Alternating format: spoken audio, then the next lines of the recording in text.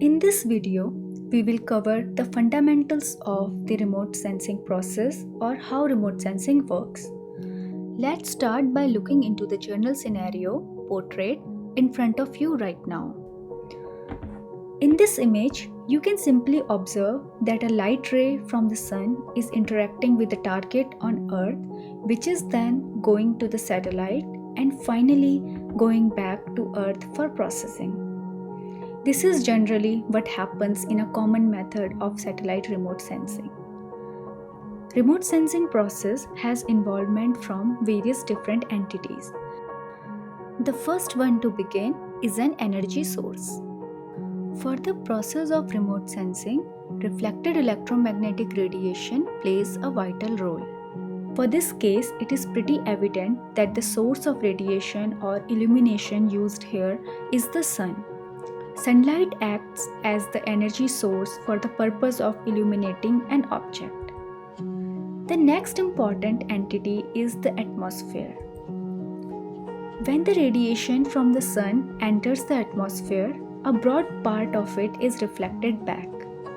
The part of radiation which manages to penetrate the atmosphere consists of visible light, a major portion of infrared light, and few traces of ultraviolet light.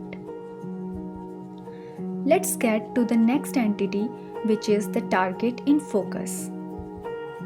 The filtered energy from the atmosphere gets in contact with the target and illuminates it. Then some part of this energy radiation is absorbed by the target while the remaining is reflected. One thing to always keep in mind is that different objects react differently for different radiations.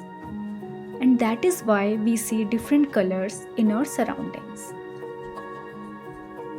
Next important element is recording this reflected radiation. This process is carried out by satellite. The sensor mounted on the satellite acts as camera and captures the electromagnetic radiation reflected by the target on the ground. The information collected by the satellite is then transferred to the receptor station in electronic form and perform various atmospheric and physical corrections by using information like angle and height of the sensor, the angle of inclination of the sun at the time of data collection, etc. Usually, the satellite launching organizations carry out this task of retrieving the data.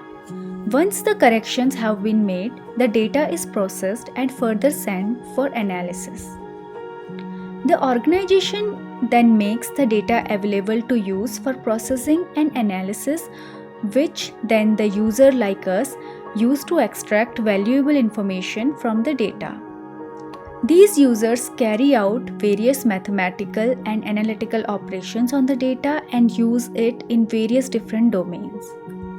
When we extract information from the data and interpret it in the best possible way, then we can use this to solve the real-world problems.